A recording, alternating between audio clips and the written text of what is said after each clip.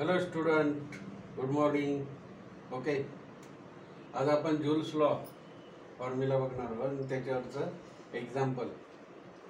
Joules law काय आहे? JOUL, joules law.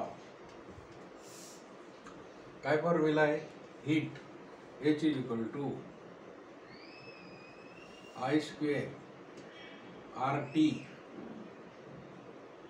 I² RT upon 4.18.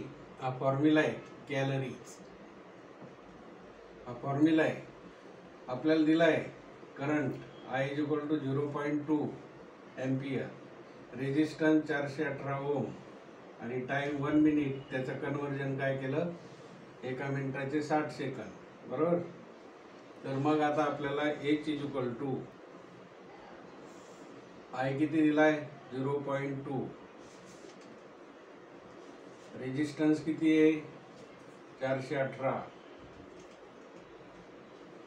Resistance 418 ओम, time 60 second, multiply आणि divided by तेच 4.18. आता या ठिकाणी I² आहे की नाही? या ठिकाणी I² आहे. तर इथं 0.2 चा स्क्वेअर, I² म्हणजे 0.2 स्क्वेअर. 0.2 स्क्वेअर म्हणजे काय? = 2/10 चा स्क्वेअर. काय होईल मग? 4/100. म्हणजेच काय होईल? 0.04. 4/100 म्हणजे 0.04. बरोबर की नाही? याचा स्क्वेअर झाला. मग किती होईल? 0.04 गुणिले 418 गुणिले 60 डिवायडेड बाय 4.18 म्हणजे 418 अपॉन 100 म्हणजे इज मल्टिप्लाइड बाय 100. ठीक आहे नाही? झाला. आता 0 पॉइंट म्हणजे 4/100 आहे की नाही? हे गेले 1 आणि मग 0.4 गुणिले 100. बघा, 0.04 गुणिले 100 किती होतात? हे 4/100 गुणिले 100 गेले 2 2 0. उत्तर किती आलं? 4. म्हणजे याचं उत्तर 4 गुणिले, आता हे 100 गेले. बरोबर की नाही? याचे हे आणि हे 100 गेले म्हणजे 4 राहिले. बरोबर. 4 गुणिले 60, 4 गुणिले 60 बरोबर किती झाले? हा 0 इथंच ठेवा. 6 4 24. किती आलं? 240 कॅलरी. बरोबर की नाही? 240 कॅलरी एवढी ऊर्जा लागेल. हे जूल्स लॉ. बरोबर. हे सूत्र I² RT अपॉन 4.18 4.18.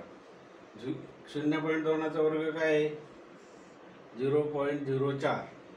हे बघा, 418 हे 4.18 गेले म्हणजे इथं 4च राहिले.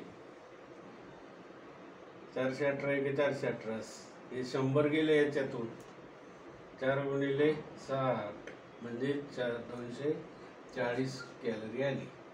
आता ओमचा लॉचं एक उदाहरण घेऊ आपण. समजलं का सर्वांना?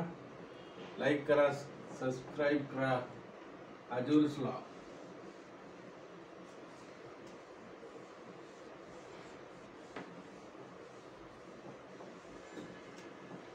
ओमचा लॉ काय आहे?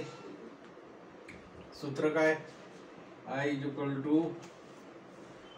V/R. आपल्याला दिलेल्या काय गोष्टी आहेत? रेजिस्टन्स किती दिलाय? रेजिस्टन्स दिलाय 1000 ओहम.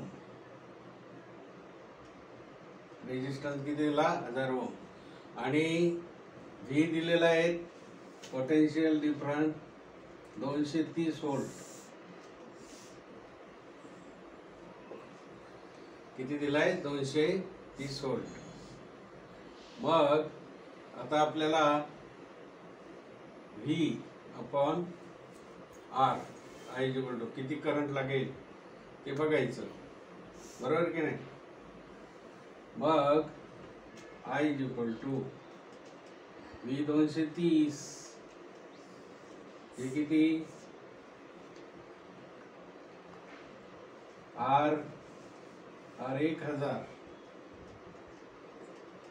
म्हणून I बरोबर 0 0 गेला 23/100. आता इथं कसं 4/100 म्हणजे 0.04, तसं 23/100 आलेले आहे तिथं, म्हणजे 0.23 एम्पियर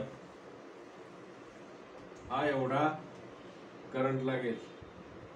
रेजिस्टन्स एवढा ओम आणि व्होल्ट 230, तर 0.23 एम्पियर एवढी धारा लागेल इलेक्ट्रिसिटी. समजलं? Okay, thank you, good day.